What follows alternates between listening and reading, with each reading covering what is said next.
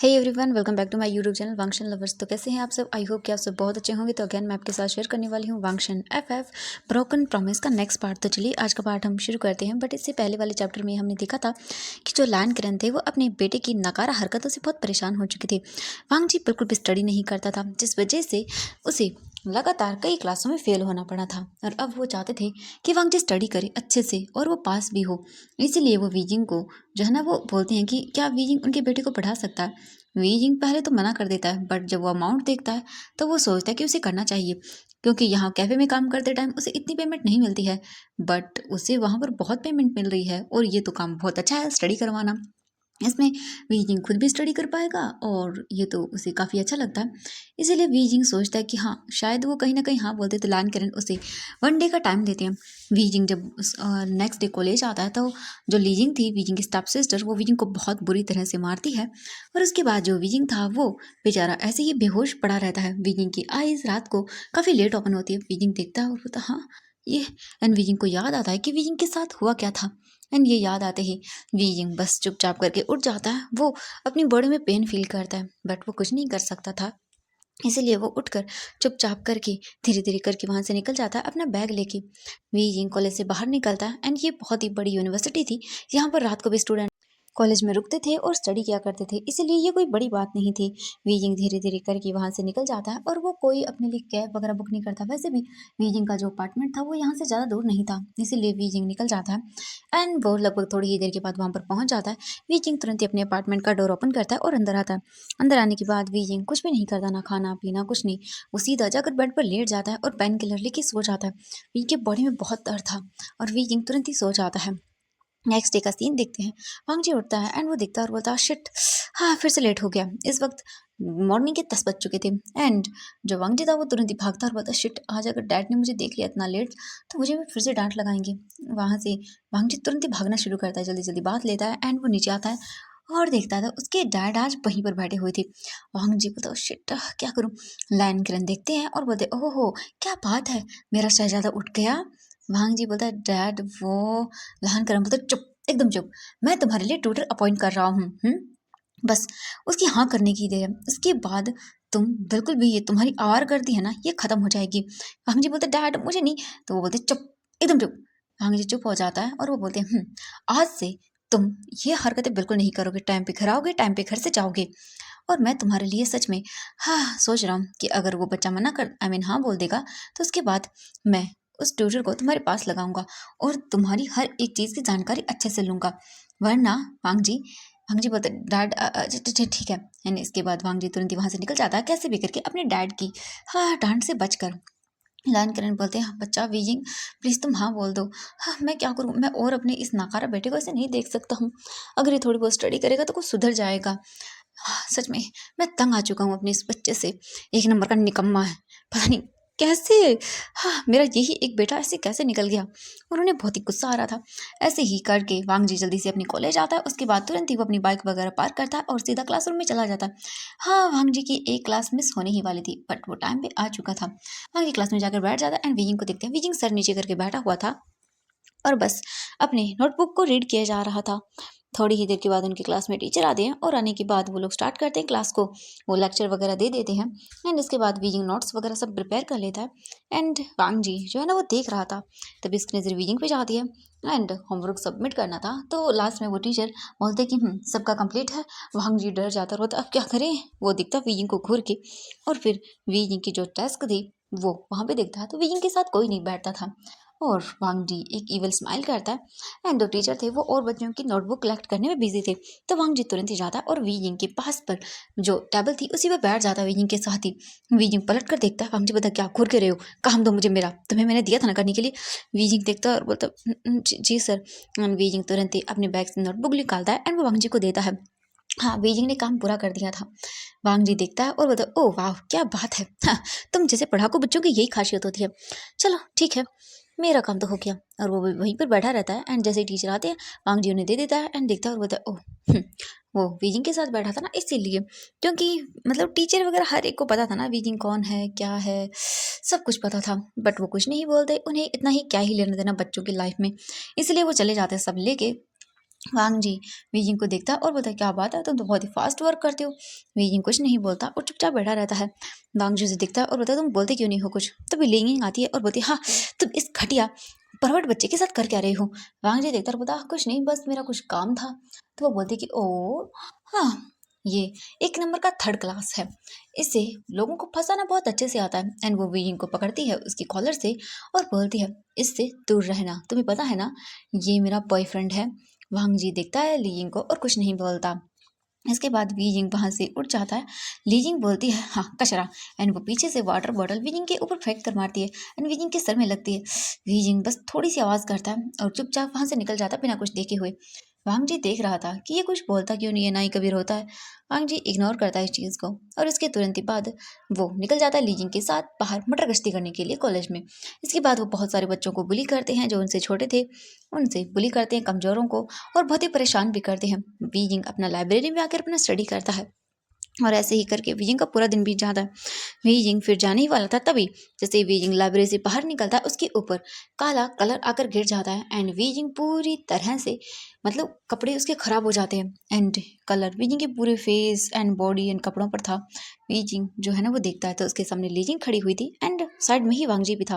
Leasing हंसते हुए बोलती ओ माय गॉड देखो ना इसका मुंह काला हो गया, वैसे ये काला ही होना चाहिए, ये डिजर्व करता है। हाँ तो बता वांगजी इसने है ना इसने मेरे घर में अपनी जगह बनाई, मेरे डैड ने पता नहीं इसे क्यों पाल के रखा। ओ हाँ पाल के रखा क्योंकि मिस्ट्रेस का जो बेटा है। एंड ये बोलकर वो वीजिंग को डिस्कस्टिंग आई से देखती है। वांग जी ये देखता है और बोलता है चलो कोई बात नहीं हो गया तुम्हारा काम। इसके बाद लीजिंग बोलती है डिस्कस्टिंग और ज़्यादा टाइम वो वीजिंग के जो फेस था उसके ऊपर और भी ज़्यादा जो काला कलर होता है वो डाल के चली जाती है। और वीजिंग को बहुत बुरा भला भी बोलती है। वीजिंग चुपचाप करके अपने बोल सकते हैं फेस से साफ करता है एंड अपने कपड़ों को देखता है। उसके कपड़े हाँ ये कलर तो छोड़ने वाले नहीं थे। वीजिंग अपने घर आ जाता है और अपार्टमेंट का डोर बंद करता है और उसके बाद बहुत बुरी तरह से रोता है। वीजिंग सबके सामने नहीं रोता क्योंकि उसके आंसू शायद ये डिजर्व नहीं करते हम। वीजिंग बहुत बुरी तरह से रोता है अपने आप की हालत को देखकर, बट वीजिंग के पास कुछ भी नहीं था। वीजिंग ऐसे ही करके बहुत टाइम तक रोता है, फिर वो जाता वॉशरूम में और बैठ जाता पानी के नीचे। धीरे धीरे करके पानी वीजिंग के ऊपर गिरने लगता है और वीजिंग का जो काला मतलब उसके फेस पर कपड़ों पर लगा हुआ था वो कलर धीरे धीरे निकलने लगता है, बट वीजिंग के कपड़े खराब हो चुके थे। वीजिंग की आंखों में आंसू था। वीजिंग उठता है अपने एक एक कपड़ों को निकालता है और अपने आप को उस मिरर में देखता है। मिरर में देखने के बाद वीजिंग अपने आंसुओं को साफ करता है और बोलता है नहीं बहुत हो गया। वीजिंग तुरंत ही बाहर आता है अपने वेस्ट के अराउंड टॉवल को रैप करके और उसके तुरंत ही बाद वीजिंग अपने कपड़ों में से बोल सकते हैं जो कवर था उसमें वो लानकरन का जो कार्ड था वो निकालता है और बोलता है हेलो। दूसरी ओर से लानकरन फ़ोन पिक करते हैं और बोलते हैं ओ वीजिंग बेटा कैसे हो तुम। वीजिंग बोलता है मैं ठीक हूँ अंकल, क्या मैं आपने जो काम कहा था वो कर सकता हूँ। ये सुनते ही वो बोलते वाह ये तो बहुत अच्छी बात है बेटा, हाँ बिल्कुल तुम कर सकते हो, मैं तो बहुत खुश हूँ बेटा कि तुम ये करने वाले हो, मैं बहुत खुश हूँ, थैंक यू सो मच बेटा। वीजिंग बोलता ठीक है अंकल मैं आ जाऊँगा। तो बोलती कि ठीक है, वैसे भी अभी कॉलेज तो ओवर हो चुके होंगे तो तुम फ्री हो तो तुम इवनिंग को आ सकते हो। वीजिंग बोलते जी मैं आ जाऊँगा, आप अपना एड्रेस। तो वो बोलते कि हाँ ठीक है एंड वो वीजिंग को एड्रेस सेंड कर देते हैं। वीजिंग एड्रेस देखता है और बोलते ठीक है सर मैं शाम को 7 बजे आ जाऊँगा। तो वो बोलते ठीक है बेटा एंड इसके बाद वो फ़ोन कट कर देते हैं। लाइन करें तो बहुत ही खुश हो जाता है और बोलता है सच में ये निकम्मा मेरा बेटा अगर इससे पढ़ेगा तो ये कम से कम थोड़ा सा सुधर जाएगा। इसके बाद वो अपने काम को करना शुरू कर देते हैं। वीजिंग जो है ना वो अपने आप को देखता है और फिर तुरंत ही वो कपड़े पहनता है। कपड़े पहनने के बाद वो सीधा निकल जाता है शॉप पर, जो उसकी कॉफ़ी शॉप थी वहाँ पर आता है और उसके बाद वहाँ पर अपना काम करता है। वीजिंग बोलता है अब से वीजिंग को पैसे कमाने से मतलब है। अब वीजिंग इतना अमीर बनेगा कि इन सबको बता सके।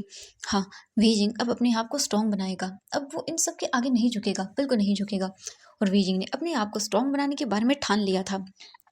वीजिंग पूरा टाइम जो है वो अपने शॉप में जाता है वहाँ पे और काम करता है। वीजिंग 6 बजे वापस अपने घर आता है और अपने घर आकर अपना काम वगैरह करता है। अपने जो भी स्कूल का था थोड़ा बहुत वो करता है, कॉलेज वगैरह का। इसके बाद वो टाइम देखता है तो अब 6:30 हो चुके थे। वीजिंग अपनी बुक वगैरह लेता है और उसे अपने बैग में डालता है और वहाँ से वो तुरंत ही निकल जाता है। वीजिंग घर से बाहर आता है एंड बस स्टैंड पर जाता है, वहाँ से वो बस लेता है और उसके बाद सीधा वो लाइन मैंशन के लिए निकल जाता है। वहीं हम वांगजी को देखते हैं। वांगजी अभी अभी अपने घर आया था। लाइन किरण देखते हैं उसे और बोलते हैं तुम्हें स्टडी करवाने के लिए तुम्हारा ट्यूटर आने वाला है। वांग जी बोलते व्हाट डैड मुझे नहीं स्टडी करनी है। लायन किरण बोलता शट अप, अगर वांग जी तुमने स्टडी नहीं की और एक बात और वो तुम्हारी एज का है और तुम्हारे ही कॉलेज से है, और अगर तुमने वांग जी उसके साथ मिसबिहेव किया और अगर ने उसने मुझे कुछ भी बताया ना वांग जी, तो मैं तुम्हारा वो हाल करूंगा जो तुमने सोचा नहीं होगा। नहीं नहीं नहीं, मैं तुम्हें उसी के साथ भेज दूंगा यहाँ से। वांग जी बोलते क्या क्या मतलब है आपका?" लाइन करेन बोलता अच्छा ठीक है, ये भी नहीं तो एक काम करता हूँ वांग जी, तुम देख लो, तुम्हें तुम्हारे ट्यूटर से स्टडी करनी है या फिर मुझसे। वांग जी बोलते कि क्या? लान करेन बोलता हाँ बिल्कुल, या तो तुम तुम्हारे उस ट्यूटर से स्टडी करो या फिर हाँ तुम्हें मैं स्टडी करवाऊंगा। और वांग जी अगर मैंने स्टडी करवाने पे तुम्हें ध्यान दिया तो तुम जानते हो, वांग जी जानता है हाँ, जब वो 11th क्लास में था तब उसके डैड ने उसे स्टडी करवाई थी, एंड वो भी बहुत बुरी तरह से। 1 महीने में ही वांग जी थक गया था पूरी तरह से। वांग जी बोलता नहीं डैड, ऐसी कोई बात नहीं है, मैं खुद खुद कर लूंगा। हाँ हाँ हाँ, आपको जरूरत नहीं है डैड मुझे स्टडी करवाने की। वांग जी दिखता अपने डैड को और बोल देता है, लायन करण बोलते वेरी गुड वांग जी, और तुम्हें उसके साथ अच्छे से बिहेव करना है, और अगर मुझे पता चला कि तुमने कुछ भी गड़बड़ी की है ना वांग जी, तो तुम्हारा वो हाल करूंगा जो तुमने। वांग जी बोलता हाँ हाँ बिल्कुल। वैसे वो कब आएगा? लायन करण देखते हैं और बताएं वो 7:30 बजे तक पहुंच जाएगा। ठीक है ना वांग जी, और मैं तुम्हें चेक करने के भी लिए आऊँगा। अगर तुमने उसे परेशान किया या तुमने स्टडी नहीं की और अगर उसने मुझे कुछ भी बताया तो वांग जी मैं बहुत बुरा हाल करूँगा तुम्हारा। वांग जी बोलता हाँ ओके डैड।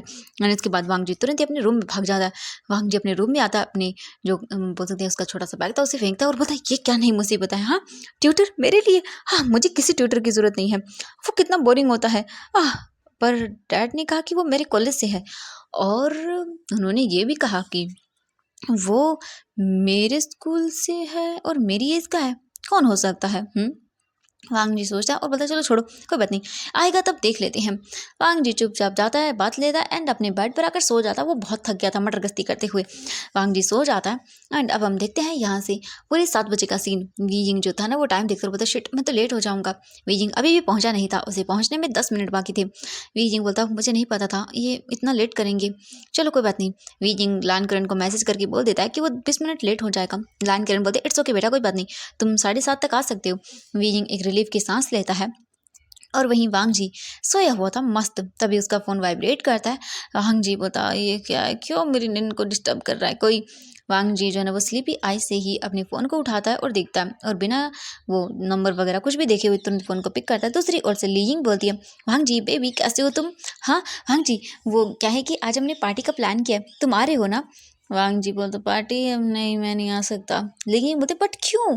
वांग जी बोलता क्यों, वो मेरे डैड ने मेरे लिए ट्यूटर रखा है तो वो मुझे स्टडी करवाने के लिए आने वाला है। ये सुनकर लीजिंग बोलते व्हाट ट्यूटर स्टडी? वांग जी क्या बोरिंग चीज़ कर रहे हो। वांग जी बोलता है सॉरी मैं नहीं आ सकता, एंड ये बोलकर वो फ़ोन को रख देता है क्योंकि उसे पता है अगर उसने स्टडी नहीं की तो उसका डैड उसे स्टडी करवाएगा, और अगर उसके डैड ने उसे स्टडी करवाना शुरू किया तो वांग जी सच में मर ही जाएगा। वांग जी बस चुपचाप करके सो रहा था एकदम पीसफुली। वांग जी ने जो ना वो शॉर्ट्स पहने हुए थे और कुछ भी नहीं पहना हुआ था। ऑब्वियसली अकेला जब रूम में रहेगा तो इंसान आई मीन बॉयज़ जो होते हैं उनकी आदत यही होती है बिना कपड़ों के सोने की। वांग जी बस अपने स्लीपी मतलब बोल सकती है ड्रीम्स में खोया हुआ था। वहीं वी जिंग जो है ना वो 10 मिनट के बाद 7:10 पर वो पहुंच जाता है। वीइंग तुरंत ही देखता है और बोलता हाँ इतना बड़ा। वीइंग देखता ही रह जाता है। वीइंग देखता है नेम प्लेट तो लैंड मेंशन लिखा हुआ था। वीइंग वहाँ पे जाता है, सिक्योरिटी गार्ड को दिखता है। सिक्योरिटी गार्ड बोलते कि आप ट्यूटर हैं? वीइंग बोलता है जी। तो वो बोलता चलिए आप मेरे साथ। इसके बाद वीइंग तुरंत ही उस गार्ड के साथ जाना शुरू करता है। गार्ड आता है एंड फिर मेन डोर ओपन होता है। वीइंग देख रहा था सच में ये एक महल से कम नहीं है, नहीं महल भी इसके आगे फीका पड़ जाएगा। बहुत बड़ा मेंशन था, गार्डन पार्क सब कुछ था यहाँ पर।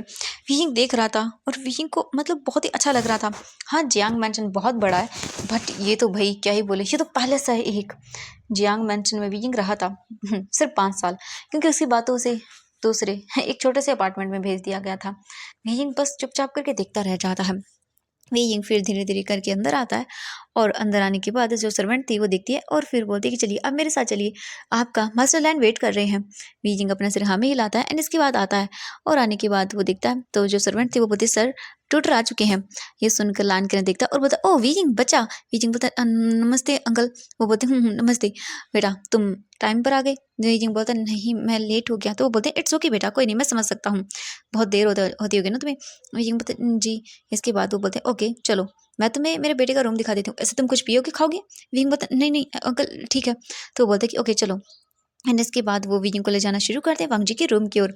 वीजिंग ने चारों तरफ अभी देखा भी नहीं था, क्योंकि भाई ऐसे बहुत गंदा लगता है ना, हम किसी के घर में आए एंड ऐसे ही देखना शुरू कर दें। वीजिंग चुपचाप करके बस चल रहा था लाइन करेन के पीछे।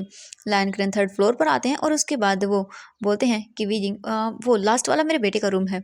वैसे वीजिंग, मेरा बेटा बहुत ही ज़्यादा शरारती है और वो एकदम बदतमीज़ है, बट मैंने उसे बोल दिया है कि वो तुम्हारे साथ कोई बदतमीजी ना करे, और अगर वो कुछ भी करता है तो तुम मुझे बता देना, ठीक है? वीजिंग बोलते जी। एंड इसके बाद वीजिंग चल रहा था, तभी लायन करण का फ़ोन वाइब्रेट करता है। लायन करण फ़ोन देखता है और बोलता हाँ, लायन किरण की ये इंपॉर्टेंट मीटिंग का कॉल था। लायन किरण बोलता हाँ वीजिंग, बेटा ये मेरे लिए इंपॉर्टेंट कॉल है, क्या तुम उस रूम में चले जाओगे, वो लास्ट वाला? वीजिंग देखता और बोलते जी सर। वो बोलता है कि तुम डोर पे चले जाना अंदर नॉक करके, या फिर तुम सीधे चले जाना, कोई बात नहीं, मैं जानता हूँ मेरा बेटा इस टाइम घोड़े बेच के सो रहा होगा, एंड तुम उसे अच्छे से बता देना कि तुम कौन हो, ठीक है? वरना मैं बाद में आ जाऊँगा। वीजिंग बोलता ओके ठीक है सर। एंड इसके बाद वीजिंग रूम देखता है और धीरे धीरे चलना शुरू कर देता है। वीजिंग जो है ना, वो रूम के सामने आकर खड़ा हो जाता है। वीजिंग डोर नॉक करता है, बट कोई डोर ओपन नहीं करता। वीजिंग बोलता हाँ, कोई डोर ओपन क्यों नहीं कर रहा? फिर वीजिंग को लायन करण की बात याद आती है। उसने कहा था कि वो सो रहा होगा तो वो अंदर जा सकता है। वीजिंग को ये ठीक नहीं लगता, मतलब ऐसे किसी के पर्सन के रूम में चले जाना, और वो भी बिना उसको इन्फॉर्म किए हुए। वीजिंग को बोलता है क्या करूँ? वीजिंग को समझ नहीं आ रहा था, बट वीजिंग सोचता है चलो कर ही देता हूँ। वीजिंग जो है ना, वो डोर को थोड़ा सा पुश करता है, जिससे डोर ओपन हो जाता है। वीजिंग अंदर आता है एंड जो रूम था उसमें डिम डिम लाइट थी। एंड वीजिंग रूम को देखता है, डिम लाइट में रूम दिख रहा था और रूम बहुत ब्यूटीफुल था, पर जो वॉल्स पर फोटोज वगैरह लगी हुई थी वो साफ नहीं दिख रही थी, जिस वजह से वीजिंग देख नहीं पा रहा था। बट वीजिंग देख सकता था रूम बहुत बड़ा है और कितना ब्यूटीफुल है, बट मैसी भी है उतना ही। वीजिंग इधर उधर देखता है, तभी से कोई नजर नहीं आता, बट उसकी नजर बेड पे जाती है, जहां पर उसे ऐसा लग रहा था कि जैसे कुछ तो लेटा हुआ है वहां पर कोई तो। वीजिंग बोलता सर। एंड वीजिंग जो है ना, उसे समझ नहीं आ रहा था कि वो क्या बोले और क्या नहीं, क्योंकि वीजिंग को इसका नाम भी नहीं पता था, और वीजिंग ऐसे ही किसी को तो बुला नहीं सकता है ना, इसीलिए वीजिंग जो है ना सर कह के बोल रहा था। वीजिंग मतलब सर क्या कोई है?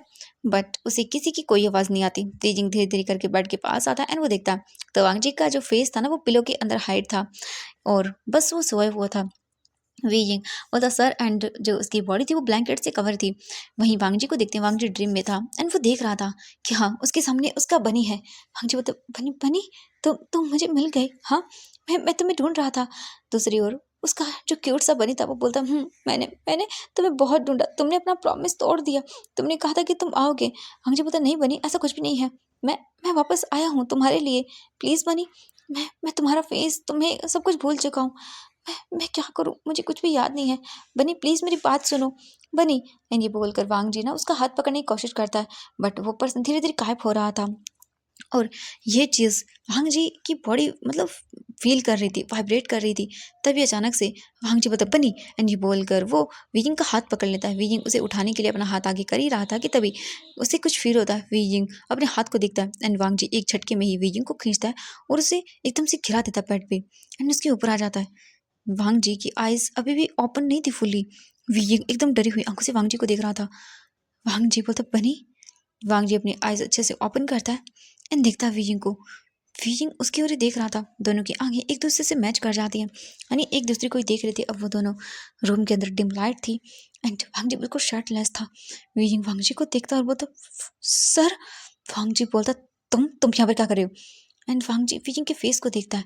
पहली बार वांग जी वीजिंग के इतना क्लोज आया था। हाँ जी, विकी के फेस को देख रहा था, उसके फेशियल फीचर को देख रहा था। ये ये इंसान कितना ब्यूटीफुल है। विजय को कुछ भी समझ नहीं आ रहा था एंड बस वो देखते जा रहा था विजय को। धीरे धीरे करके जो वांगजी था वो विजय के फेस की ओर आगे बढ़ने लगता है। उसे पता भी नहीं चलता कि कब वो विजय के फेस में पूरी तरह से खो गया और ऐसे करके आगे बढ़ने लगा। बस वांगजी आगे बढ़ रहा था। वीजिंग पता है ये क्या कर रहा है। वीजिंग जो है ना वो धीरे धीरे करके वांगजी के फेस के क्लोज आता है एंड वो वीजिंग के फेस को बहुत ही क्लोजली ऑब्जर्व करता है। वीजिंग कितना ब्यूटीफुल है। वांगजी वीजिंग के लिप्स के नीचे उस मॉल को देखता है एंड वांगजी अपनी आंखें बंद करता है और उसे उसका बनी याद आता है। वांगजी फिर अपनी आईज ओपन करके वीजिंग को देखता है और वांगजी वीजिंग के फेस, उसकी आईलैशेस सब देख रहा था। वांगजी के हार्ट में एक अजीब सी सेंसेशन होती है। वांगजी बता नहीं, ये मेरा बनी नहीं हो सकता है ना। वांगजी बस अपने आप को ही अपने मन में ये बोल रहा था। वहीं वीजिंग अचानक से वांगजी को देखकर उसकी हार्ट बीट फास्ट हो जाती है। वांगजी अपने एक हाथ को वीजिंग के फेस पर रखता है और उसे टच करता है और जैसे ही वीजिंग को वांग जी का टच फील होता है, वीजिंग को अलग फील होता है, जैसे कि वो इस टच को जानता है, पहचानता है। उसे कुछ समझ नहीं आ रहा था। वीजिंग बस वांग जी को देखे जा रहा था बड़ी बड़ी आंखें करके। और वांग जी धीरे धीरे वीजिंग के फेस को पकड़ता है और अचानक से उसे सब याद आता है, यानी कि हाँ, वीजिंग कौन है। और वांग जी वीजिंग कस के नेक को पकड़ता है और बोलता है, तुम मेरे रूम में क्या कर रही हो। वीजिंग शॉक इस एक्शन से, भाई अभी तो सब कितना अच्छा से चल रहा था और अचानक से ये इंसान ऐसे क्यों रिएक्ट कर रहा है। वी जिंग देखता है बड़ी बड़ी आंखों से एंड वांग जी के हाथों को वो अपने नेक से दूर करने लगता है। वांग जी पता क्या कर रहे हो तुम यहाँ पर। वी जिंग पता वो मैं, बट वांग जी प्रेस करता है और पता, हाँ तुम्हारी इतनी हिम्मत कि तुम मेरे रूम में आओ और मेरे रूम में आकर मेरे बेड पे मेरे साथ। वी जिंग बोलता नहीं, हाँ सब कुछ भी नहीं है, प्लीज मेरी मेरी मेरी मेरी बात सुनी, क्योंकि वी जिंग को सांस नहीं आ रही थी। तभी वांग जी के डोर पर नॉक होता है और बाहर से उसके डैड बोलते वांग जी। एंड ये सुनते ही वांग जी तुरंत ही वी जिंग को छोड़ देता है और उठकर बैठ जाता है। एंड वांग जी अपने आप को देखता है, वीजिंग अपने नेक को पकड़ता है, उसके नेक में उसे दर्द हो रहा था। वांग जी बोलता है तुम। तभी लायन किरण बोलते वांग जी। वांग जी बोलता हाँ हाँ डैड मैं आ रहा हूँ। एंड वांग जी तुरंत ही उठ जाता है एंड वो अपने कपड़ों को पहनने लगता है, जो कि साइड में ही नीचे गिरे हुए थे। वांग जी उन्हें उठाता है और पहन लेता है। वीजिंग अपने फेस को साइड किए हुए रखता है। वांग जी बोलता है तुम मेरे रूम में कर रहे हो, और अगर मेरे डैड ने तुम्हें देख लिया तो। वीजिंग बोलता है वो तुम्हारे डैड ने मुझे यहाँ पर भेजा है। वांग जी बोलता व्हाट, मेरे डैड ने। तो लान किरण बोलते वांग जी, एंड ये बोलकर वो तुरंत ही अंदर आते हैं। एंड बोलते ये क्या कर रखा है वांग जी, इतना अंधेरा क्यों। वांग जी बोलते एक मिनट डैड। एंड वो तुरंत लाइट ऑन करता है, वीजिंग तुरंत ही उठ जाता है। यानी कि जब लान किरण अंदर आए तभी लान किरण देखता है और बोलता वीजिंग बेटा। वीजिंग अपने नेक को रब कर रहा था। लायन किरण तुरंत ही आते और बोलते वांग जी क्या किया तुमने। वांग जी देखता है बोलता डैड डैड मैंने कुछ नहीं किया, ये मेरे रूम में क्या कर रहा है। लायन किरण देखते हैं और बोलते वीजिंग ये तुम्हारे नेक पर निशान, वहां पर वांग जी के फिंगर के निशान बन गए थे, क्योंकि वांग जी ने बहुत कस के प्रेस किया था इसीलिए। लायन किरण घूर के देखते हैं और बोलते तुम अपनी हरकतों से बाज नहीं आओगे ना, क्या कर रहे थे तुम। वांग जी बोलते सो सॉरी डैड, वो मुझे मुझे पता नहीं था, ये अचानक से मेरे रूम में आ गया और मैं। लायन किरण बोलते हैं वांग जी ये आशा तुम्हारा ट्यूटर है, ये तुम्हें पढ़ाएगा। वांग जी बोलता व्हाट, क्या ये मुझे पढ़ाएगा। लायन किरण बोलते हाँ ये तुम्हें पढ़ाएगा, क्योंकि ये तुमसे बहुत अच्छे मार्क्स लेकर आता है, तुम्हें पता है मैंने इसकी हर एक चीज़ को अच्छे से चेक किया और ये तुम्हें पढ़ाने के लिए बिल्कुल परफेक्ट है, और ऊपर से ये तुम्हारी एज का भी है। वांग जी बोलता बिल्कुल नहीं, ये मुझसे छोटा है डैड, आपको दिख नहीं रहा। लायन किरण बोलते हैं इसे मैटर नहीं करता कि कौन छोटा है और कौन बड़ा, नॉलेज मैटर करती है, जो कि तुमसे तो बहुत ही ज़्यादा है इसमें। तो आज से ये तुम्हें पढ़ाएगा, वरना वांग जी बोलते ठीक है डैड, मैं कर लूँगा स्टडी, हाँ, कोई बात नहीं। और वांग जी वीजिंग को घूर के देखता और वांग जी के फेस में एक डबल स्माइल थी। वांग जी सोचता है बोलता ओह तो ये मुझे पढ़ाएगा, काफ़ी अच्छा है, इसे तो मैं अच्छे से पनिशमेंट दूंगा। वांग जी एक डबल वाली स्माइल के साथ वीजिंग को ही देख रहा था। वीजिंग वांग जी की स्माइल को देख के डर जाता है। लायन किरण बोलता तो मैं तुम्हारे लिए कुछ रूम में भेज रहा हूँ, स्नैक्स टाइप का कुछ, और वांग जी तुम इसे अच्छे से पढ़ोगे, और अगर वांग जी तुमने कुछ भी गड़बड़ की और अगर मुझे वीजिंग ने कुछ भी बताया तो फिर देख लेना मैं तुम्हारा क्या हल करता हूँ। वांग जी बोलते जी डैड बिल्कुल, मैं बहुत अच्छे से पढ़ूंगा, और आपने बहुत अच्छा किया इसे मेरे ट्यूटर बनाकर, क्योंकि ये मुझे काफ़ी अच्छे से ट्रीट करता है डैड, और मैं भी इसे अच्छे से ट्रीट करूंगा, आप चिंता मत करो, मैं बहुत जल्दी सब कुछ सीख जाऊंगा। लायन किरण बोलते वेरी गुड, अगर तुमने कुछ भी किया ना तो वांग जी बोलते बिल्कुल डैड, आपको मेरे पे भरोसा नहीं है। लायन किरण बोलते हाँ भरोसा तुम पे, बिल्कुल नहीं। एंड ये बोलकर वो चले जाते हैं। वीजिंग वांग जी को देखता है, वांग जी डबल वाली स्माइल देता है एंड वो धीरे धीरे करके जाता है डोर के पास और फिर डोर को बंद करता है और फिर वीजिंग को देखता है। वीजिंग वांग जी को देख रहा था डरी हुई आंखों से। वीजिंग बोलता है क्या, ये इसे इसे मुझे मुझे पढ़ाना है, नहीं। एंड वीजिंग को याद आता है वांग जी ने अभी थोड़ी देर पहले उसके नेक को कैसे प्रेस किया था। वीजिंग को डर लग रहा था। वांग जी अब वीजिंग की ओर आगे बढ़ता है और बोलता ओह तो तुम मुझे पढ़ाने के लिए आए हो, तुम्हारी इतनी औकात है कि तुम मुझे पढ़ा पाओगे, हाँ। वीजिंग बोलता वो मैं। वांग जी बोलता तुम्हें क्या लगा, तुम इतना इजीली मेरे घर में आओगे, मुझे पढ़ाओगे, मुझ पर हुक्म चलाओगे। वीजिंग बोलता ऐसा कुछ भी नहीं है। वांग जी बोलता शट अप, अब तुम वो करोगे जो मैं कहूँगा, मेरे डैड ने तुम्हें मुझे पढ़ाने के लिए कहा है तो पढ़ाओ, हाँ, वरना मैं क्या हाल करूँगा तुम सोच भी नहीं सकते हो। तुम्हारा बहुत अच्छा है, मुझे परेशान करने के लिए तुम जो मिल गए। वीजिंग वांग जी को देख रहा था डरी हुई आंखों से। वांग जी बस एक डबल वाली स्माइल देता है और वीजिंग की ओर आगे बढ़ जाता है। वीजिंग डर के मारे पीछे जा रहा था एंड वीजिंग पीछे मतलब बेड से टकरा जाता है, क्योंकि वो बेड के आगे वाली साइड पर खड़ा हुआ था। एंड वो धीरे धीरे करके जब बेड से पीछे जाता है तो वो टकरा जाता है और बेड पर गिर जाता है। वांग जी बोलता ओह क्या बात है, तुम्हें बहुत शौक है मेरे बेड पे आने का, क्या करना चाहते हो। वीजिंग बोलता कुछ भी नहीं एंड जल्दी से उठ जाता है और बोलता देखिए मुझे मुझे बस आप पढ़ाना है, मुझे अंकल ने बोला।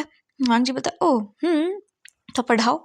वीजिंग बोलता जी जी, एंड फिर वो तुरंत ही अपनी बुक निकालता है। वांग जी बोलता काफ़ी अच्छा है, चलो पढ़ाओ मुझे। वीजिंग बोलते जी, एंड वीजिंग इधर उधर देखता है। वांग जी बोलते क्या देख रहे हो? वीजिंग बोलते वो चेयर। वांग जी बोलता ओह, तुम्हारी इतनी हिम्मत कि तुम मेरे रूम में मेरी चेयर पर बैठोगे? शट आप, नीचे बैठ जाओ। वीजिंग बोलते नीचे? वांग जी बोलता हाँ बिल्कुल, क्यों, तुम क्या चाहते हो? मेरे बेड पर बैठना तुम डिजर्व नहीं करते हो। वीजिंग कुछ भी नहीं बोलता, उसे हर्ट तो होता है बट क्या ही करे, अब इतने सारे लोगों ने इतना कुछ बोल दिया है कि वांग जी के ये वर्ड्स बहुत कम है उनके सामने। वीजिंग बोलता है चिच्ची, एंड इसके बाद वीजिंग तुरंत ही फ्लोर पर बैठ जाता है। एंड वीजिंग को बहुत ठंडा लगता है क्योंकि ऑब्वियसली वांग जी के रूम में एसी है और फ्लोर इसकी वजह से ठंडा हो चुका है। और वीजिंग को थोड़ी सर्दी भी लगती है क्योंकि वांग जी के रूम में जो एसी था उसका टेम्परेचर हाई था और वांग जी को ऐसे टेम्परेचर में रहने की आदत थी, वहीं वीजिंग को नहीं थी। वीजिंग तो भाई अपने रूम में एक पंखे के साथ सोता है, उसे कहाँ ही ये एसी वाली हवा रास आएगी। बट वीजिंग चुपचाप करके बस बैठ जाता है, अपनी बुक निकालता है एंड देखता है और बोलता आज हम मैथ के क्वेश्चन से स्टार्ट करेंगे। वांग जी बोलता ठीक है। वांग जी अपनी चेयर लेकर आता है और बैठ जाता है चेयर पर और वीजिंग नीचे बैठता है। वीजिंग उसे बता रहा था और बोल रहा था ये हम चैप्टर स्टार्ट करेंगे। वांग जी बोलता ओके करो।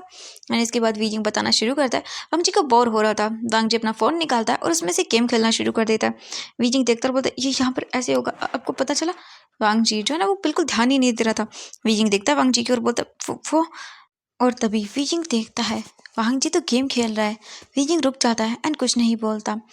वीजिंग को बुरा लग रहा था, वहाँ वो इतनी मेहनत कर रहा है एंड यहाँ वांग जी को कोई फ़र्क ही नहीं पड़ रहा। हाँ क्या ही करे। वीजिंग चुपचाप करके बैठा रहता है एंड वांग जी अपना गेम खेलता रहता है। लगभग 1 घंटा हो जाता है एंड 1 घंटे तक वीजिंग कुछ नहीं कर पाता क्योंकि वांग जी कुछ सुन ही नहीं रहा था, उसकी चुपचाप करके खेल रहा था।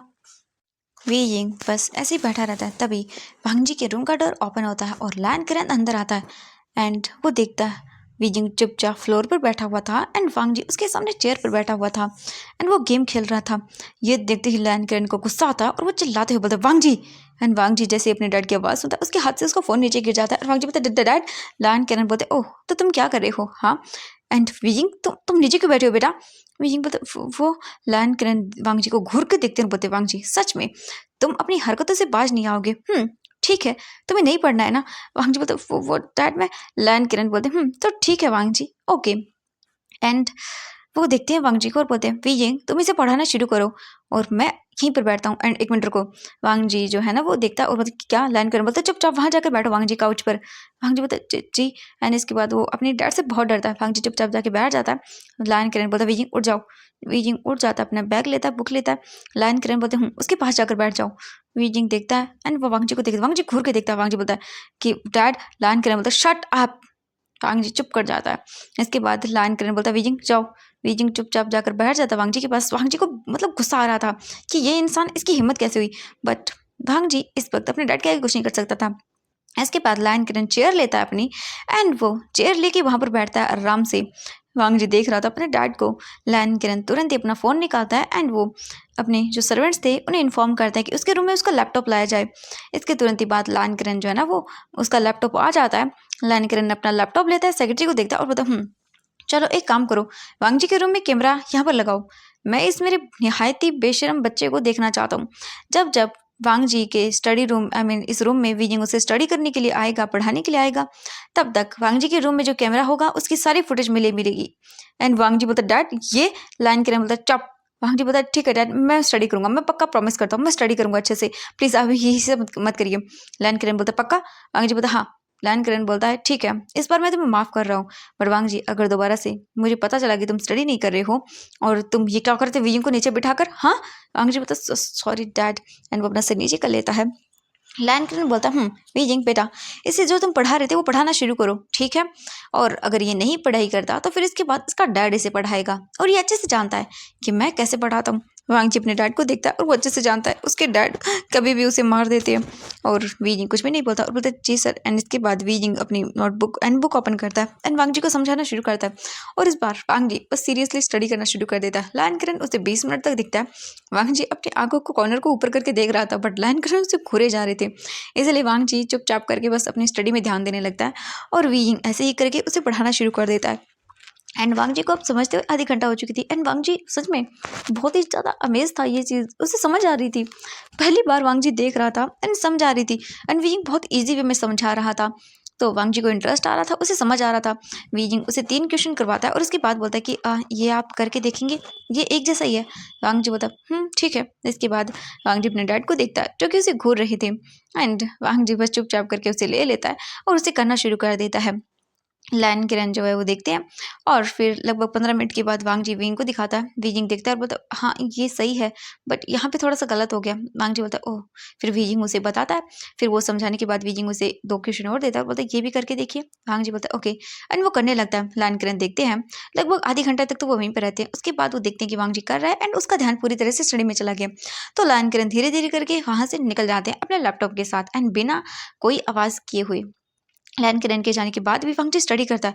एंड वांग जी सच में सरप्राइज था कि उसे आ रहा है। हाँ, वांग जी इंटेलिजेंट है, बट वो कभी ध्यान ही नहीं देता। वीजिंग उसे 20 क्वेश्चन करवाता है, जिसमें से 5 क्वेश्चन खुद समझाता है एंड बाकी के सारे क्वेश्चन वांग जी करता है। और ऐसे ही करवाते हुए वीजिंग को ट्यूशन 3 घंटे हो जाते हैं। 3 घंटे के बाद वांग जी बोलता है हाँ बहुत ईजी है। वीजिंग देखता है वांग जी को और बोलता है हाँ ईजी है, कोई बात नहीं। इसके बाद तुरंत ही वीजिंग वांग जी को एक ऐसा क्वेश्चन देता है जो बहुत ही डिफिकल्ट था। वांग जी उसे देता है और बोलता हाँ ये क्या है। एंड वांग जी इसे करने में आधी घंटा लगा देता है, बट फिर भी वो सही से नहीं होता। वीजिंग देखते बोलते क्या हुआ, आपने तो कहा था कि इजी है। वांग जी बोलता हाँ इजी ही था, बट ये तुमने चेंज कर दिया, ये गलत है तुम्हारा क्वेश्चन। वीजिंग बोलता क्वेश्चन गलत नहीं है, आपका तरीका गलत है। इसे बोलते हैं ओवर कॉन्फिडेंट, आपको ओवर कॉन्फिडेंट नहीं होना चाहिए। वांग जी बोलता शट अप। एंड फिर वो बोलता सॉरी एंड वो तुरंत ही देता है क्योंकि उसके डैड थे। वांग जी बोलता हाँ डैड कहाँ चले गए।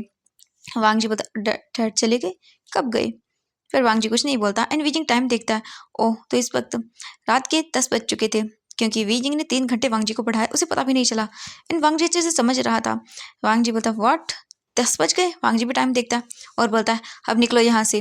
वीजिंग बोलता चिच्ची। वीजिंग चुपचाप अपना बैग लेता है एंड वो अपने बैग को जो है ना चुपचाप करके अच्छे से करता है, उसमें जो बुक थी वो डालता है। बट वांग जी जानबूझकर जो उसके हाथ में पेन था वीजिंग का वो फेंक देता है। वीजिंग देखता है और कुछ नहीं बोलता। वांग जी बोलता क्या उठाओ जाके, हाँ यूजलेस। वीजिंग कुछ नहीं बोलता, चुपचाप जाके अपना पेन उठाता है। एंड जैसे ही वीजिंग अपने पेन उठाने नीचे झुकता है, वांग जी को वीजिंग के बम बम नजर आते हैं एंड वांग जी की नजरें अटक जाती हैं। वांग जी वीजिंग को देखता है और उसके मन में अजीब सी फीलिंग आती है वीजिंग को ऐसे देखकर। वांग जी का मन कर रहा था वो टच करे। वांग जी बोलता ये क्या गंदा सोच रहा हूँ मैं, नहीं। वांग जी अपने आप को ठीक करता है। वीजिंग तुरंत ही उठाता है, अपना बैग लेता है और वहाँ से निकल जाता है। लायन किरण हॉल में थे एंड वो अपना काम कर रहे थे। लायन किरण जैसे देखते हैं वीजिंग को, वीजिंग आता है। लायन किरण बोलते वीजिंग बेटा क्या हो गई। वीजिंग बोलते जी। लायन किरण बोलते उसने तुम्हें परेशान तो नहीं किया। वीजिंग बोलते नहीं उन्होंने अब नहीं किया।